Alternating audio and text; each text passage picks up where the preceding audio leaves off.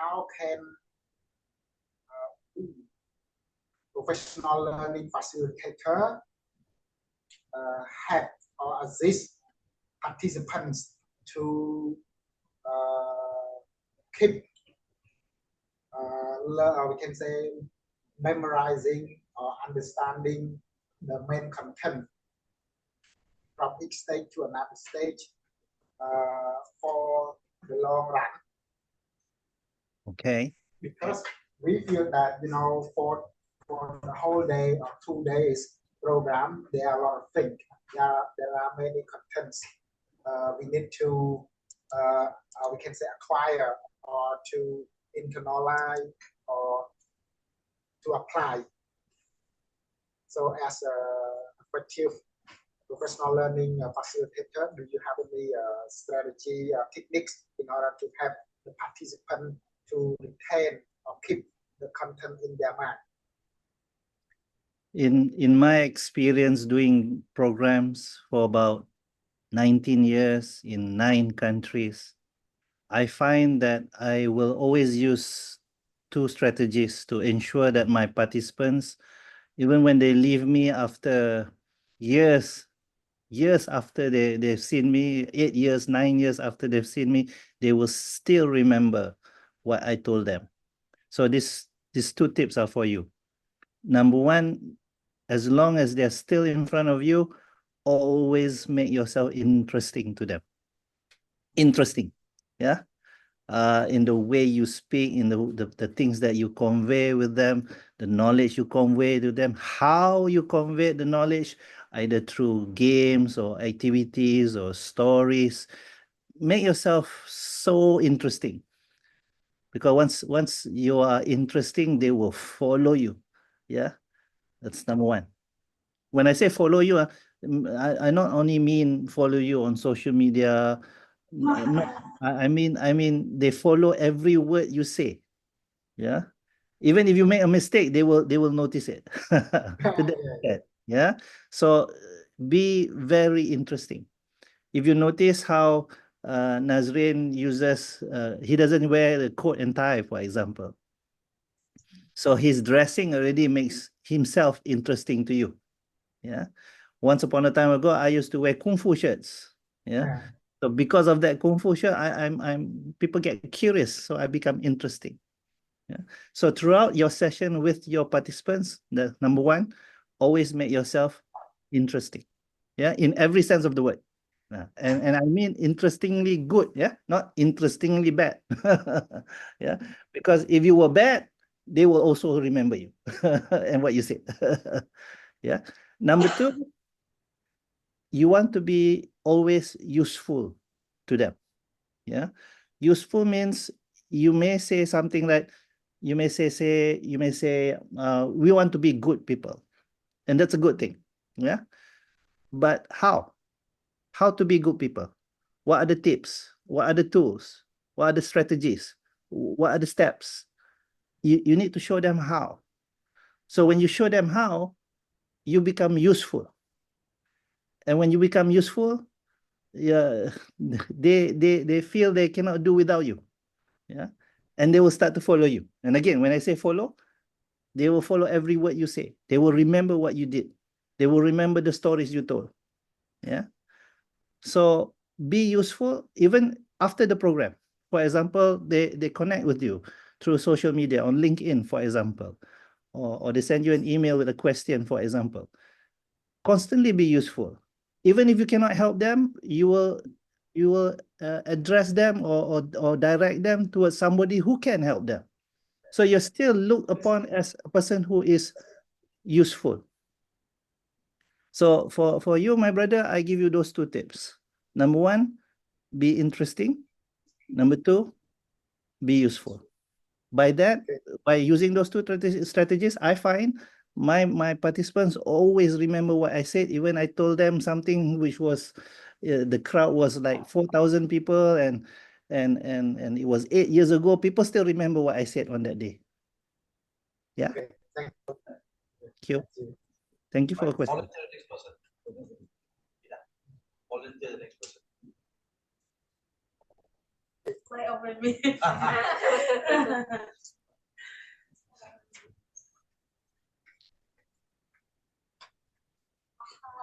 Hi. Hassan. I'm Lee. I might be new to this, but it is great that I can meet you here. So my question is regarding to the question that Monty is asking you at the moment. You said that there will be two options. That first one be interesting, second one we have four. But may I know the more detail how to be the interesting or how to make the people interested in this. Yes. How to be interesting.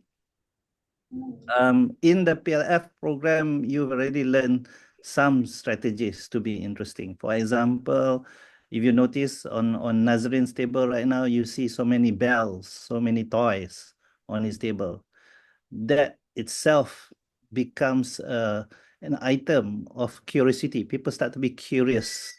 And when they're curious, they start to ask questions. And when they ask the questions, even if they don't ask questions, you are looked upon as interesting. You're different. Yeah.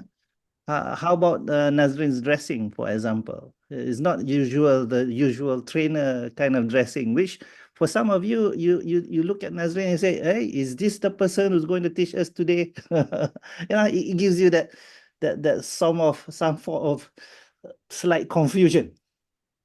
That confusion which makes you feel that, hey, I need to know something more about this person. This is what I mean by being interesting. Yeah. How about the way you present your material? For example, we have many trainers out there. They will give so many kinds of theories and theories and theories. But you come in and you talk about the same thing, but you're telling them these are the steps that you should do. Step 1, step 2, step 3. Yeah. And you become different from all the other trainers who talk about the same subject. By that way, also, you become interesting. So I'm not going to give you, say, you interesting, you must follow Nazrin. Exactly. No. You don't want to become like Nazrin. You want to become better than Nazrin. Yeah, same like me. I will always tell people in the 2-3 days of a PLF program, you will learn to be like me at my standards. But after the program, your job is to become better than me. Yeah. So if you found Nazrin interesting this past 2 days, your job now is to become more interesting than him. And the way you do it will be according to your how comfortable you are in standing out and being different.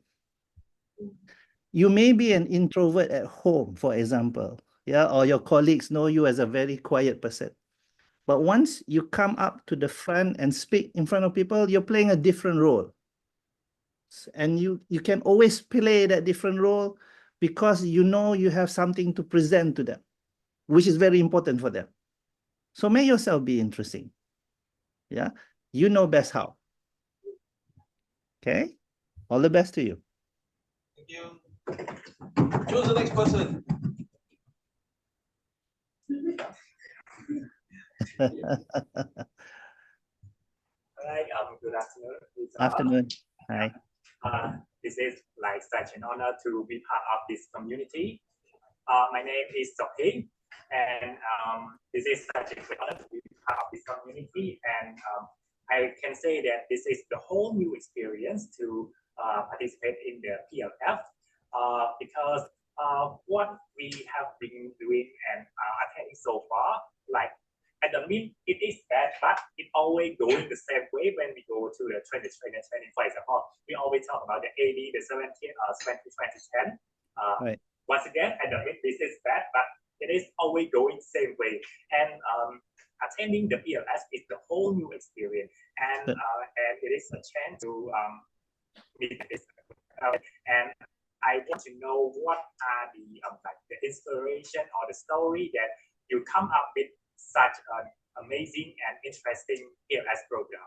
Oh, once upon a time ago, there were young trainers who came up to me and said, Rizal, how do you do programs? At that time, I was only doing programs in about 5 countries.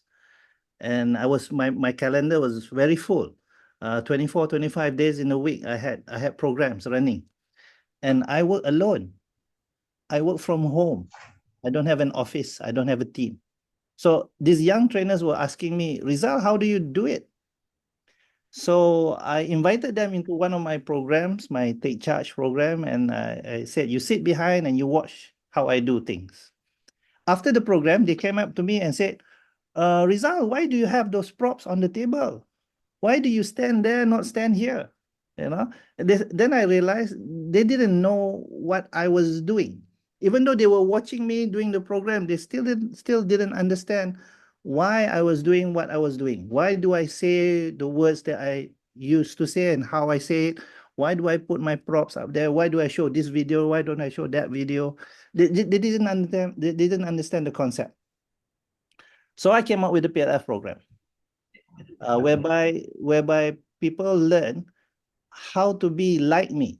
Yeah, why I use that music, why I don't use that music, how do I profile my participants, how do I read them, how do I convey all those things in my head, make it very simple that people understand. So I showed them how to. So that's where you came in. That's how the PLF program was created. And alhamdulillah, it has benefited many people.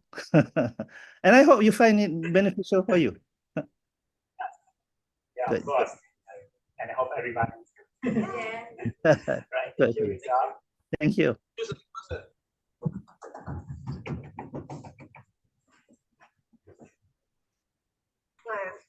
Good afternoon, Rizal. Rizal, sorry. I'm bad at people names. Never mind, me too. So my name is Rina. I'm very grateful that I can attend this session. So it's very interesting, and actually it's very helpful to see a different angle being a facilitator and a trainer. And for me, I thank you for establish this standard, or we can say that what you call it, like the program or method. Yeah, that's the method. So I'm sure I will apply in my real practice at my work, and I'm sure I will be improved. I'm not have a strong promise that better than my trainer, but I keep improve myself. But what I want to ask you to share with me is throughout your year of experience as the learning facilitator, could you share with us your worst case scenario where you encounter with a difficult situation, either from participant or any situation happen, and how you handle it? Okay. I'll give you two situations of a worst case scenario which I had. Number one, with a group of schoolgirls.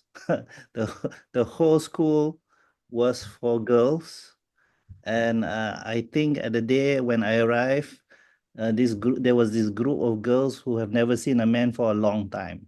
So on that day, as I was presenting what I was presenting, there was this group of girls who were always disturbing me.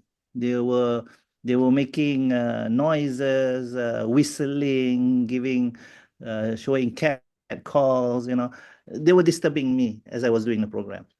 So first time I gave them a warning. Second time I gave a second warning. Then third time I gave a third warning, and they were still playing around.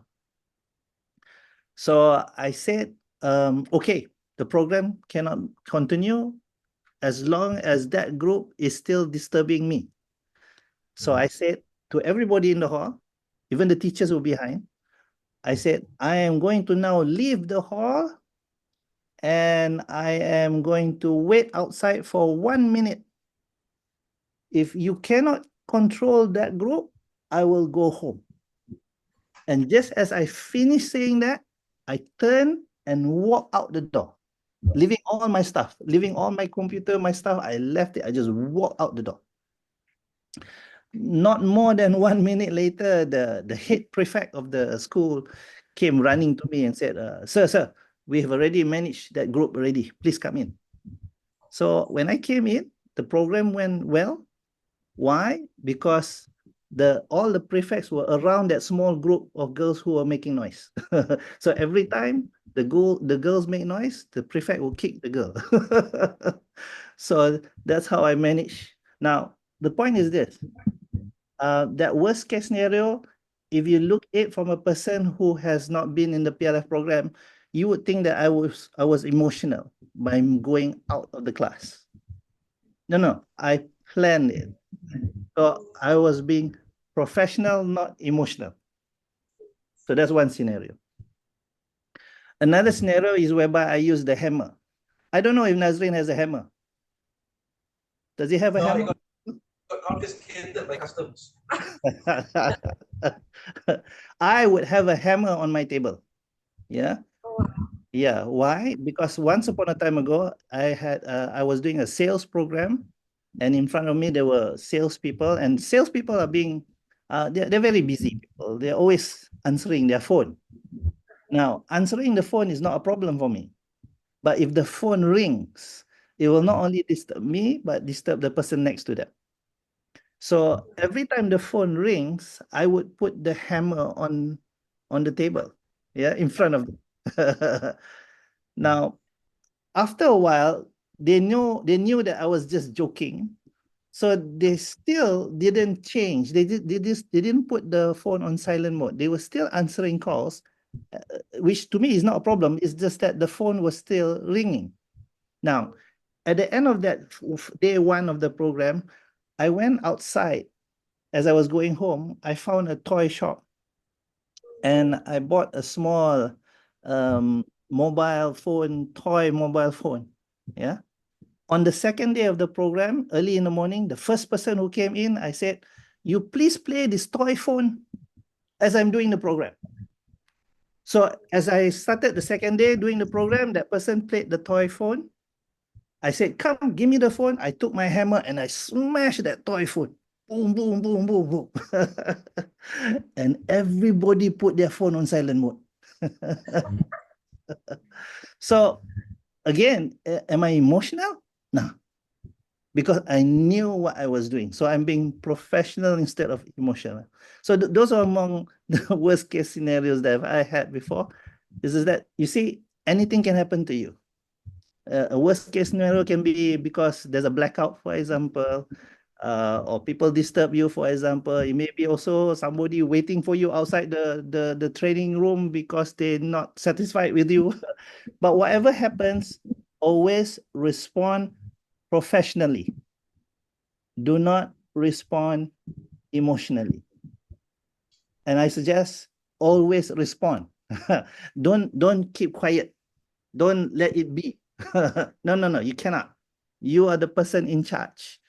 So you want to respond, you can respond, but respond professionally, not emotionally.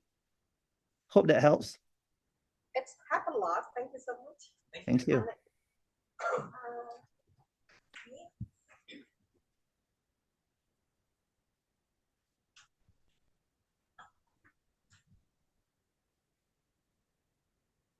Hello, Rizal. Hi. Yes, I'm Chantan.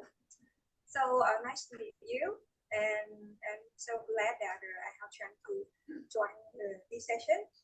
So I would like to ask you one question. Is about I have two questions. One, I would like to ask you about along the ways being out of PLF. So what are the challenges you have met? This is one question. And second question is about, I would like you to share about the key takeaways for us being out training for PLF training. So what are the key takeaways would you like to give us? Okay. Just to clarify the first question, you said what are the challenges for the PLF, or what are the challenges the PLF program? What are the challenges that you have met being out for PLF?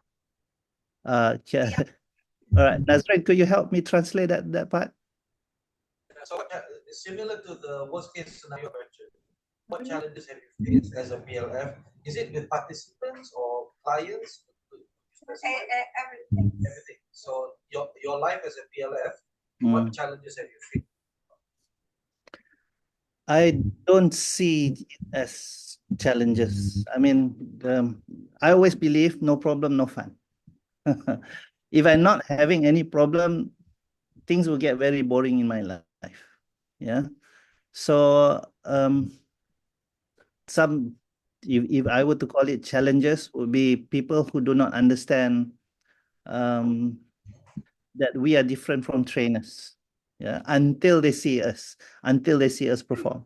You see, when you go and meet a client, for example, and say that you are PLF, if they've never heard of PLF before, they'll say, what? Huh? Yeah. And then they will take a chance on you, and then you do a program in their company, and then they realize, oh, a PLF does things differently. A PLF has a different standard. Then they realize a PLF is different from a trainer. So to get them to realize that, that's often a challenge for me. Yeah. So what I'll do, in fact, what I've done before in my life, I'll tell clients, test me out. Give me your worst staff. Yeah, give me your worst workers. Put them in the class with me for one day. Then you tell me what changes that you want to see with that group of people, and I'll help you initiate those change. So after that one day, the staff will tell the boss, who am I and what I can do. Yeah. So that's how I manage those kind of challenges. My challenges right now, you would like to know right now, is after COVID, my programs have slowed down. Yeah. Before COVID, my programs were like 24, 25 days in a month, doing programs in 9 countries. Now that has lessened so much, not for me around in Malaysia, but around the world. So my challenge now is if I don't do programs, money don't come home. So when money don't come home, we don't eat. So my challenge is to fill up those gaps. So what I've done so far is when people don't call me to do programs, I call them to come to my house and I do programs at home. In my home, I can fit in about 10 people, and that's sufficient. Yeah? 900 ringgit per person for a 3-day program, for example. And I still can survive. Yeah? So the thing is this, there will be challenges, no problem, no fun. My job is to find a way to counter that as much as I can. Yeah. So that was for question number 1. Remind me again, question number 2. It's about the key takeaway that would you like to share us in terms of we are joining the PLF training. So what are the key takeaways would you like to share? Key takeaway number 1, we PLFs must always remember you are now at a very, very high standard. Now, when I say very high standard, if somebody were to ask you later on after the program, you go home or you go back to your office and people ask you what program you went for. Oh, I went for the PLF program and it has a very high standard. And they will ask you, okay, who set the standard? Well, the people who set the standards are me, even Nazrin. For example, if you ask Nazrin, he has done programs in many countries also. So if Nazrin says that you are good, then you are good. Because if you were not good, Nazrin would have been the first one who say, this is what you should improve. He would have already told you that.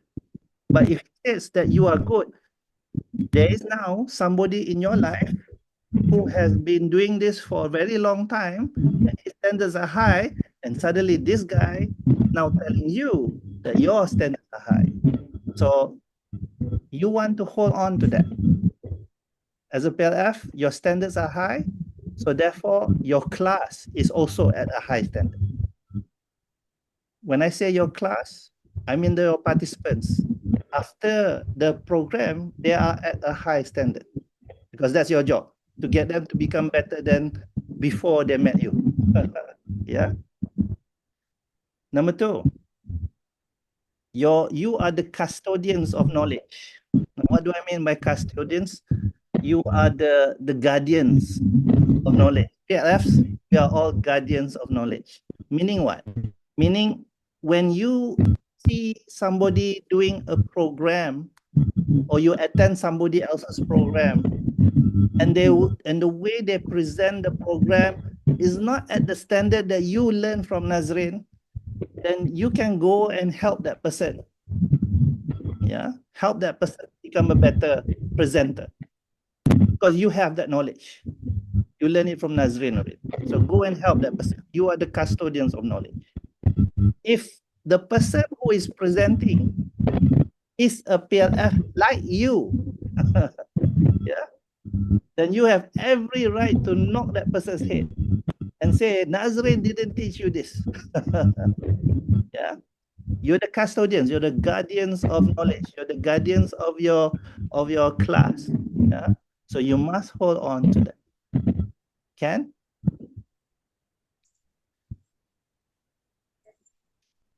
So I'll leave you with that one first. Thank you. I choose the next person.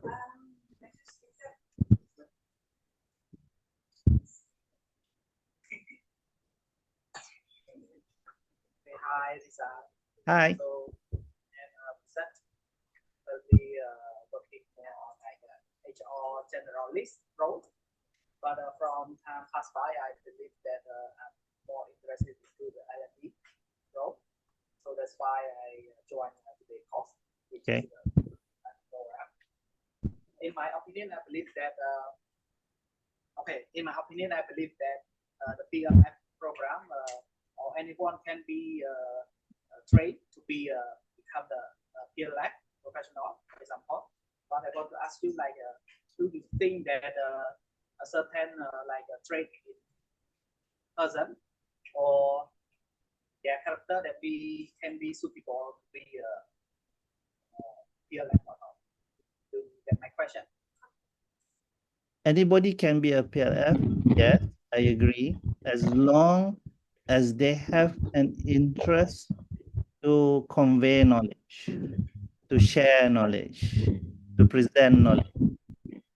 I've met teachers who are supposed to be people who are conveying knowledge, but because they don't have the interest, meaning they become a teacher only because of the salary at the end of the month. So they don't have the passion of conveying knowledge.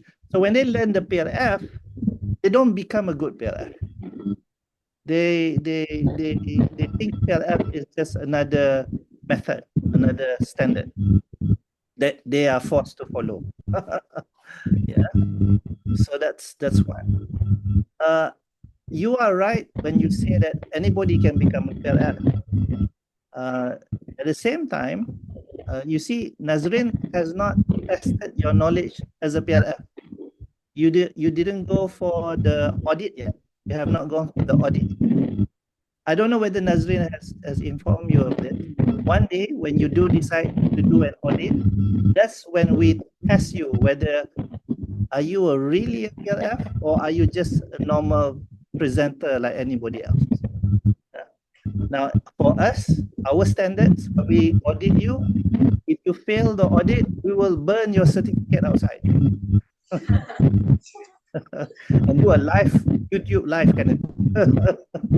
I mean, why we do that? Because we feel that when presenting knowledge is a very, very, very serious thing. It's a very, very it's something which has to be done with very, very high standards. So anything less than that standard doesn't deserve to become a PLF. Yeah. So right now, even though you're not audited yet, you are a PLF by name. You can already use the PLF logo. You can even be in the PLF group. You have not been tested yet. You have not been audited. So one day, why not be audited?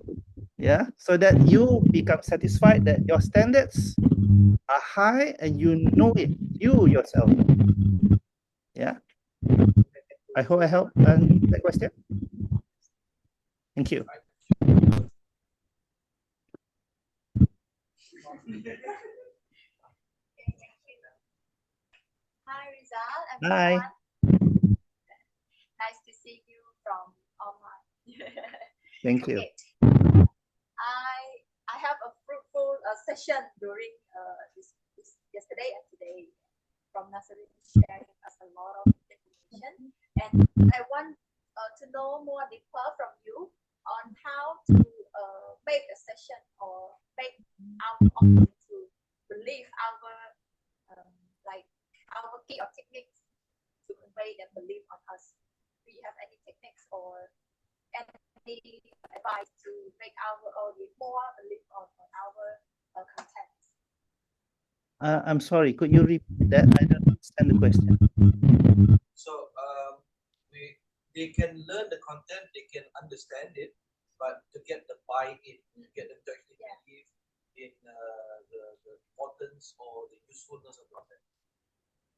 Oh, practice it. From the many things that you've learned from Nazreen, pick one. For example, you learn about the choice of music, for example. You know, what music to put inside your program, for example. Take that one part and test it out. Next time you do a program, put in certain music which you choose for certain effects. Yeah? And then see how the response. Because of the response you get, then the belief will be instilled within you. Right now, you're just learning. You learn a lot of things from Nazreen, and you found it very interesting. But the belief is not installed yet. Why? Because you've not seen it in your own world. You've not seen it in your own program yet. So my suggestion is to install that belief. You have to practice. You know what people say? Practice makes what? No, practice doesn't make you perfect. Practice only gives you experience to become better than yesterday. That's why we're always learning and always improving. So practice and practice and practice and practice and practice. That's how belief is installed. Can? How about getting the participants to believe in your content? Nazreen, sorry? So the question is, how do you get the participants to believe in what you teach them? You cannot.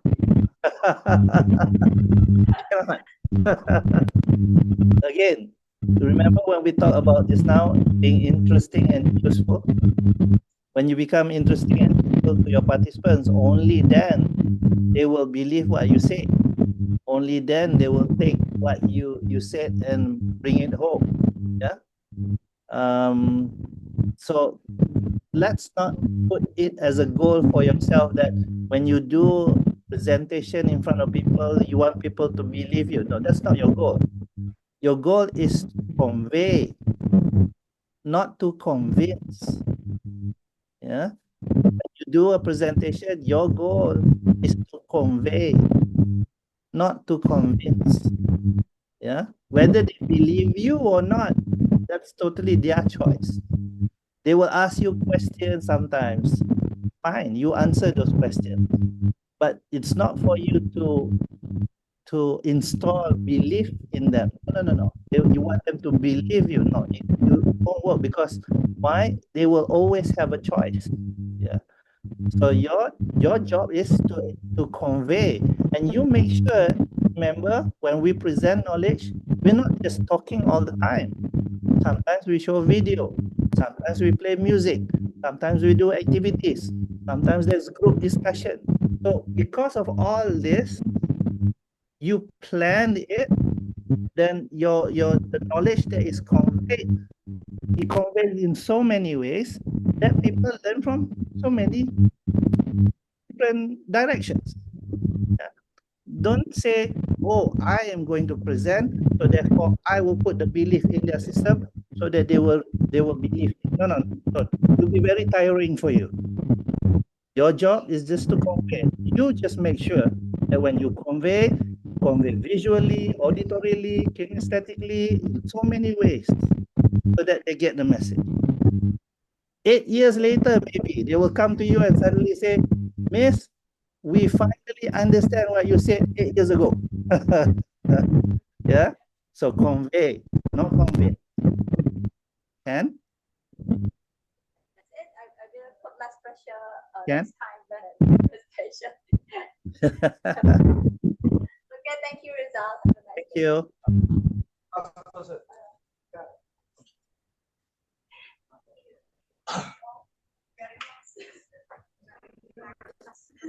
Good afternoon, Rizal. Hi. My name is Peter. My question has two parts. So the first part is, what challenges did you encounter in your first PLF? Basically, your first PLF. And after that first PLF, what inspired you to continue the second and the rest of the PLFs? That's it. The first PLF group was a PLF group which was all wanting to learn from me. So there was hardly any challenge. If there was one particular guy who was in the program, and in his head, he thinks he knows everything. So whatever I said on that day didn't really stick in his head, and that was proven later on. So for the first program, there was hardly any challenge because that first program, everybody wanted to learn from. More or less easy. And because of that, the second and third programs became easier and easier and easier. So hardly any challenge in that sense. Thank you, sir. Thank you very much. Your appreciation, Rizal, please. Any last words of advice for all of us before we let you go? Oh. Just to anchor that point, that we are right now, you are all PLFs, and because of that, you hold a standard which is high, yeah, a standard which Nazrin taught you through the PLF program, and that standard is high. Not only do when we say standard high in terms of your presentation, but standards high in terms of you being the PLF. You carry the PLF name. Yeah? So this in your business cards, you may already be changing it as professional learning facilitator. Go ahead. Always remember you're holding the name of the PLF, which is known throughout the world. Yeah? I go to Bangladesh, people ask me, are you a PLF or a trainer? Yeah, to that extent. Yeah. So be proud of the name. Be a person who's protective of the name. Yeah, meaning you are a person of good conduct. You're a person who is professional. Do you know what professional means? Professional means you are a person of manners. Yeah, meaning if you want to be angry, you can be angry with a system, with manners. Yeah. So all the best to you.